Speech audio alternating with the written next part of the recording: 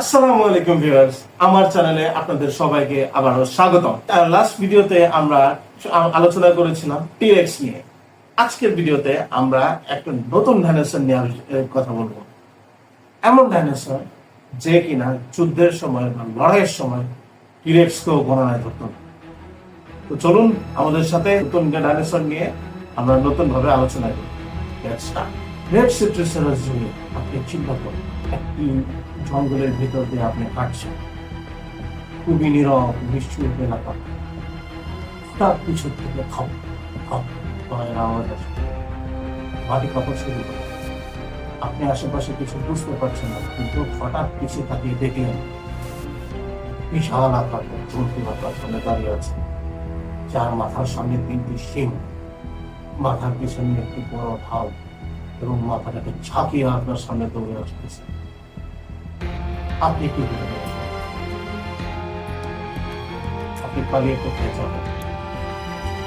কথা বলছিলাম টাইরানোসরাস রেক্সের সবচেয়ে বড় শত্রু ট্রাইসেরাটপস নিয়ে। তো চলুন আজকের এই ভিডিওতে আমরা ট্রাইসেরাটপসের অজানা তথ্য নিয়ে আমরা কথা বলব। Scientific identify. ট্রাইসেরাটপস মানে হর্ন ফেস বা 3 শিংয়ের মাথা। এটা 66 থেকে 68 মিলিয়ন বছর পূর্বে আমাদের পৃথিবীতে বিরাজ করত। 1887 সনে বিজ্ঞানীরা যখন প্রথমে এর ফসিলটি আবিষ্কার করে, এর সর্বপ্রথম আবিষ্কৃত হয় এর মাথার একটি শিঙে। তো তখন তারা ধরে নিয়েছিল যে এটা হয়তো বা কোনো প্রাগৈতিহাসিক কোনো গরু বা বড় কোনো গরু বাইসন এর ফসিল হবে। কিন্তু পরবর্তীতে যখন বিজ্ঞানীরা এটা নিয়ে আরো বেশি রিসার্চ করলো, গবেষণা করলো, তখন তারা বুঝতে পারলো যে এটা তো কোনো গরু নয়, এটা এর থেকে বড় কোনো এক দানব। তারপরে 1889 সালে আর্থার চার্লস মার্শ এটা নামকরণ করেন ট্রাইসেরাটপস।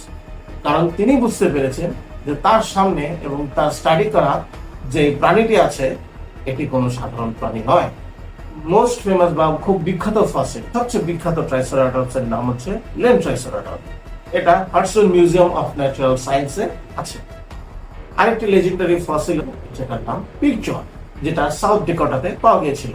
সবচেয়ে বড় স্কাল 2.6 মিটার। এই স্কালে পাওয়া গেছে আঘাতের চিহ্ন, তার মানে এটি সাধারণ মৃত্যু হয়নি, লড়াই করেছিল। সাইজ এবং পাওয়ার, দৈর্ঘ্য প্রায় 9 মিটার এবং ওজন প্রায় 10 টন। একটা বড় আকারের ট্রাকের সম। এটা সবচেয়ে ধারালো অস্ত্র হচ্ছে এর 3টি শিং। সামনের 2টি শিং আঘাত করার জন্য এবং নাকের একটি শিং এটা নিজেকে বাঁচানোর জন্য। সামনের 2টি শিং দিয়ে তারা দূরের শত্রুকে ঘায়ল করত এবং নাকের শিংটি দিয়ে খুব কাছের শত্রুকে ঘায়ল করত। যখন শত্রু কাছে এসে পড়তো তখন নাকের শিংটি দিয়ে শত্রুকে ঘায়ল করত। এটার একটি আঘাত শত্রু হানিয়েছে। মাথার পিছনে বড় ঢাল, যেটাকে ফ্রিল বলে সাইন্টিফিক ভাষায়, এটির মেইন কাজ হচ্ছে এর ঘাড়কে প্রোটেক্ট করা, ঘাড়কে সুরক্ষা করা, যাতে কোনো শিকারী তার ঘাড়ে কামড় দিতে না পারে, এবং ডিসপ্লে করা বা দেখানো যে দেখো আমি এখানে আছি। যেমন ময়ূর তার পেখম মেলে তার অবস্থান জানান দেয়, ঠিক তাই করে। এবং এই ঢালের মাধ্যমে তারা বোঝা যায় যে সে কোন প্রজাতি। আর এই ঢালের জন্যই তাকে বলা হয় লিভিং ট্যাঙ্ক। শত্রুকে ঘায়ল করার জন্য দৌড়ে এগিয়ে আসতে পারে, এবং কিন্তু তাকে ঘায়ল করতে তোমার অবস্থা খারাপ হয়ে যায়। ডায়েট এবং লাইফস্টাইল, এরা সর্বোচ্চ ঘাস পাতা খেয়ে বেঁচে থাকতো। এরা ভেজিটেরিয়ান ছিল, ছোট ছোট ঘাসপালা, পাতা, ফল এগুলা খেয়ে বেড়াতো। এদের মুখটা ছিল তোতা পাখির মতো, বিক যেটাকে বলে, মুখের গঠনটা তোতা পাখির মতো, যেটা দিয়ে তারা ফলের শক্ত শরীরটাকে ভেঙে খেত। এরা খুবই সামাজিক একটা জীব ছিল, চিন্তা করে তখনকার যুগেও সামাজিক জীব।